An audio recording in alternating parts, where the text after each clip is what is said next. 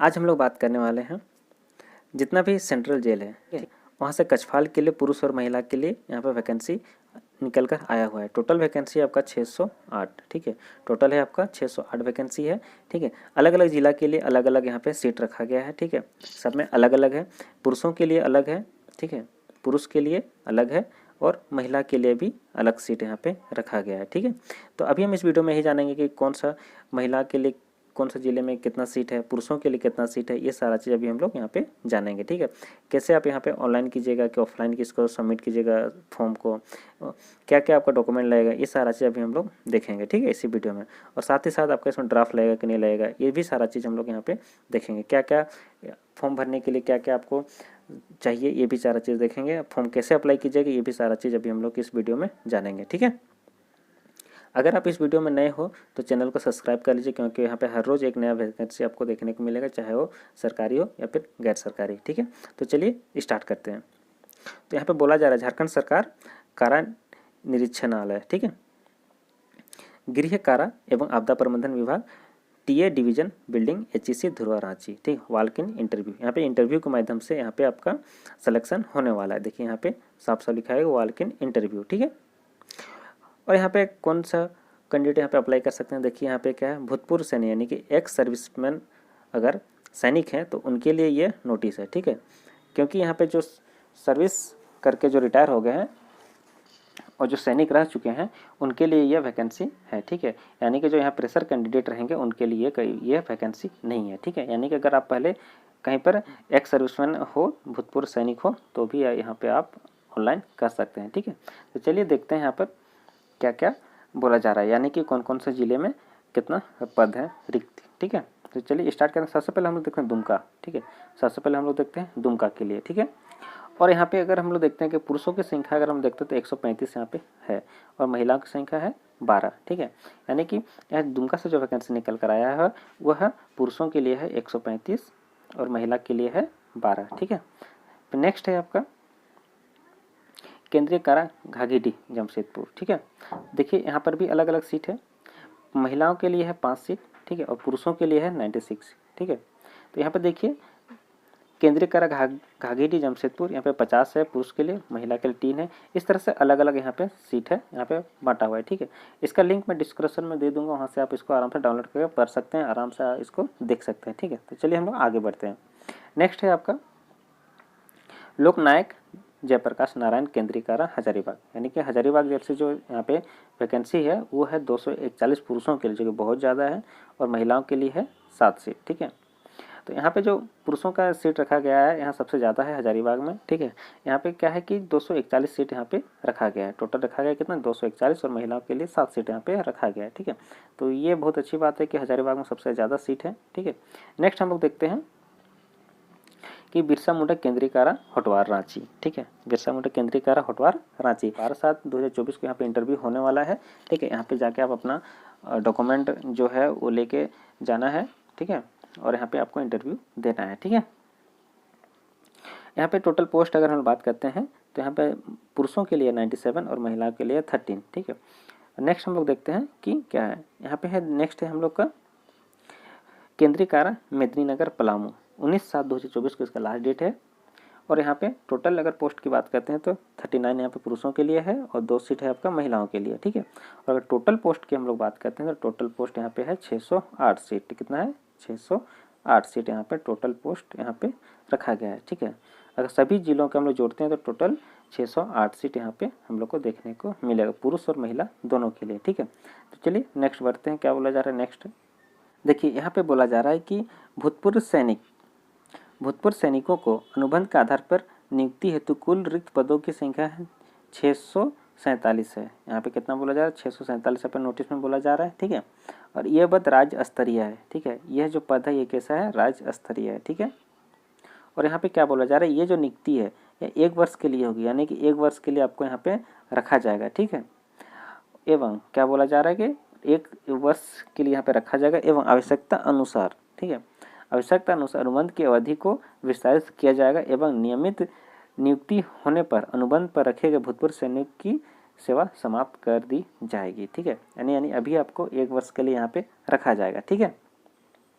Next बोला जा रहा है अनुबंध पर नियुक्ति किए गए भूतपूर्व सैनिकों को यहाँ पे आपको कितना वेतन देने वाला है, 20,000 रुपया। ठीक है, कितना वेतन देने वाला है आपका, 20,000 रुपया देने वाला है। ठीक है, तो यहाँ पे साफ साफ बोला जा रहा है कि आपका जो मानदेय होगा ये 20,000 रुपया यहाँ पे आपको मिलेगा। ठीक है, एवं प्रत्येक वर्ष की सेवा अवधि के उपरांत निर्धारित मानदेय में 8% की बढ़ोतरी की जाएगी। इसके अलावा आपको कोई भी राशि नहीं दिया जाएगा। ठीक है, यानी एक और 20,000 रुपया तो मिलना ही है। ठीक है, कितना के लिए, 1 वर्ष के लिए। ठीक है, जब तक अभी जो ज्वाइनिंग किया जाएगा ये 1 वर्ष के लिए आपको रखा जाएगा। ठीक है, नेक्स्ट क्या बोला जा रहा है, इसको भी एक बार देखते हैं कि यहाँ पे कुछ शर्तें बोला जा रहा है 5 नंबर पॉइंट पे। इसको भी एक बार पढ़ते हैं, देखते हैं यहाँ पे क्या बोला जा रहा है। यहाँ पे बोला जा रहा है कि आपका जो 1 वर्ष का कार्यकाल रहेगा, ठीक है, 1 वर्ष का जो कार्यकाल रहेगा उसमें 20 दिन का आपको छुट्टी मिलेगा। ठीक है, फिर बोला जा रहा है कि आपका चिकित्सा में आपका अगर सभी चीज़ सही पाया जाता है, ठीक है, यानी अगर चिकित्सा में फिट होता है, मेडिकल में फिट होता है, तभी आपको यहाँ पे ज्वाइनिंग के लिए बोला जाएगा। ठीक है, अन्यथा आपको नहीं बोला जाएगा। ये सारा चीज़ यहाँ पे बोला जा गया है, तो ये आप पढ़ लीजिएगा। ठीक है, ज़्यादा ऐसा कुछ है नहीं। ठीक है, तो इसका भी डिस्क्रिप्शन आपको लिंक तो मिल ही जाएगा, वहाँ से डाउनलोड करके आप आराम से इसको पढ़ सकते हैं। ठीक है, अगर हम अधिकतम एज की बात करते हैं, ठीक है, यानी कि अधिकतम एज यहाँ पे रखा गया 55 वर्ष। ठीक है, यानी कि 55 वर्ष से अधिक आपका नहीं होना चाहिए और 1/1/2024 तक इसकी गणना की जाएगी। यानी 1/1/2024 तक का 55 वर्ष से अधिक नहीं होना चाहिए। अगर वो 55 वर्ष से अधिक होता है तो आपका यहाँ पर सिलेक्शन नहीं होगा। ठीक है, और यहाँ पे बोला जा रहा है कि आपको 1 माह, ठीक है, 1 माह तक आपको ट्रेनिंग दिया जाएगा। ठीक है, देखिए यहाँ पे 1 माह तक आपको ट्रेनिंग दिया जाएगा।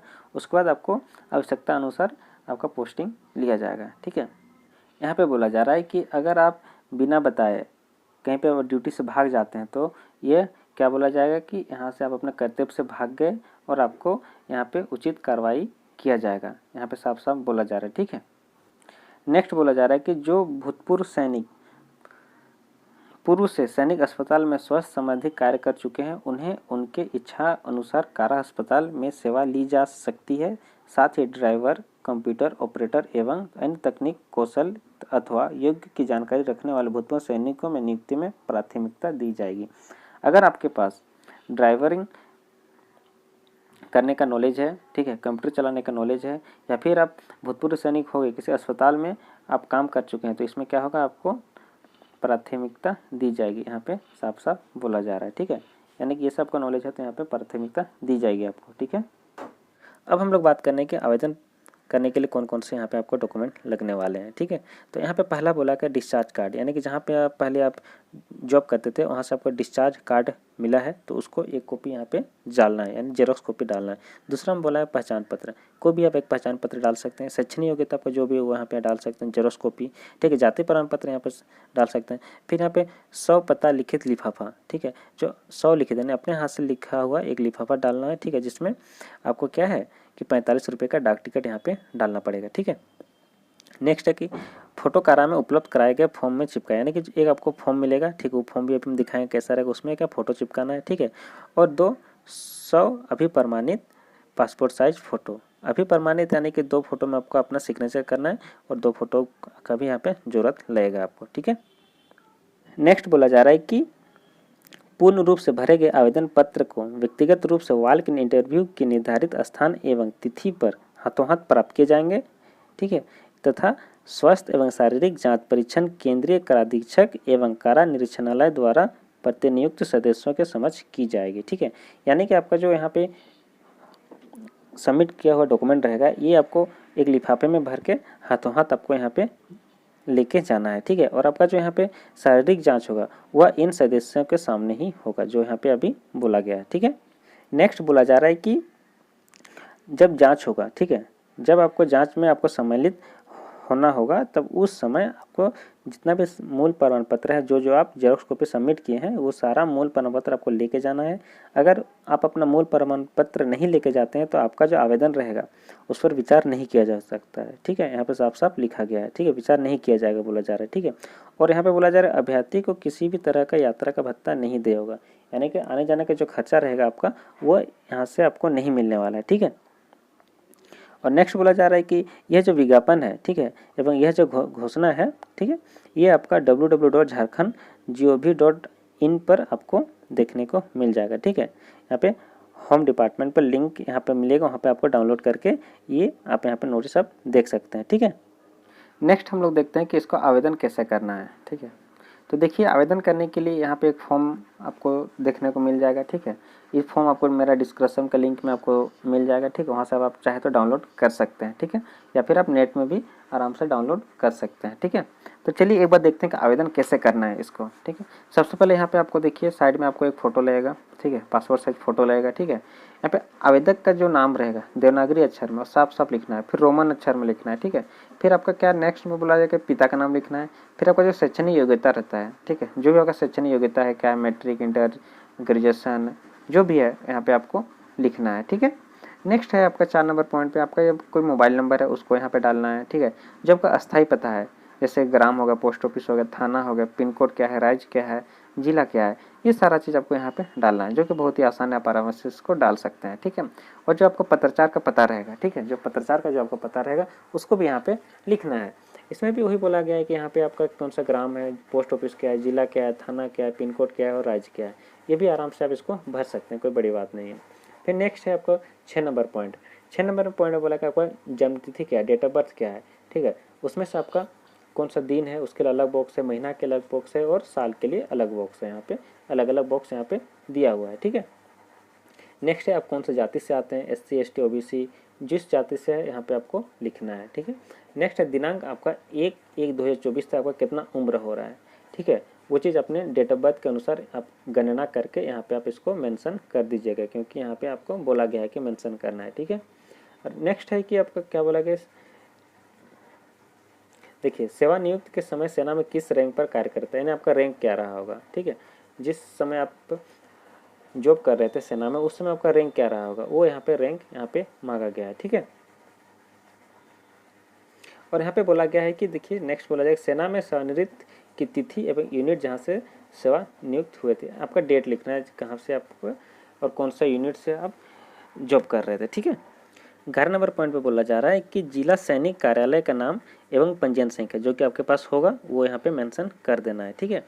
नेक्स्ट है कि शारीरिक पहचान के 2 चिन्ह, यानी कि आपका अगर कोई मोल मार्क है, कोई कट मार्क है, ये मोल मार्क अगर है तो यहाँ पे मोल मार्क लिखना है, कट मार्क है तो कट मार्क लिखना है, जो भी आपका पहचान चिन्ह शरीर का वो चीज़ यहाँ पे आपको देना है, वो भी 2 देना है, ठीक है।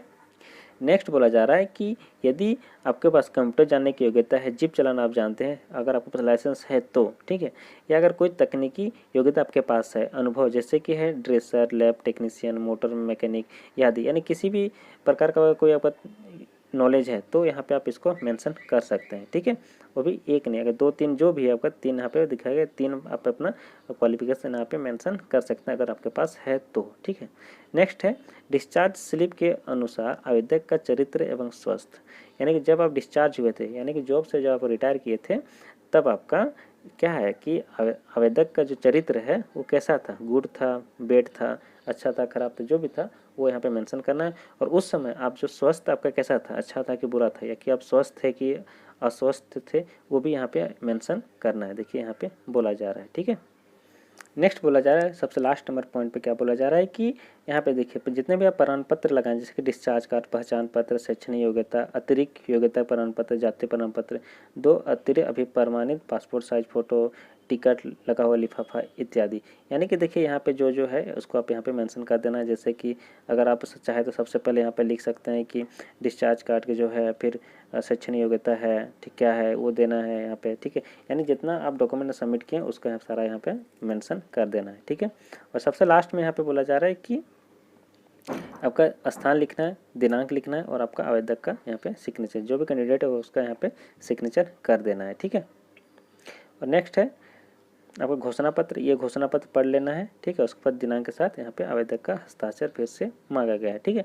ये सारा चीज़ यहाँ पे ज़्यादा बड़ा बात नहीं है कि इसको भरने के लिए ज़्यादा दिक्कत है नहीं, ठीक है, इसको आप आराम से भर सकते हैं, ठीक है। आई होप कि आपको ये वीडियो अच्छा लगा और ऐसे ही वीडियो के लिए हमारे चैनल को सब्सक्राइब करिए, क्योंकि यहाँ पे हर रोज़ आपको एक वीडियो देखने को मिलेगा, ठीक है, चाहे वो सरकारी हो या फिर गैर सरकारी, ऐसे ही नोटिस लेकर हर रोज़ आपको इस चैनल पर देखने को मिलेगा। तब तक के लिए इस वीडियो को स्टॉप करते हैं, मिलते हैं नेक्स्ट वीडियो में एक नया अपडेट के साथ, ठीक है। Thank you.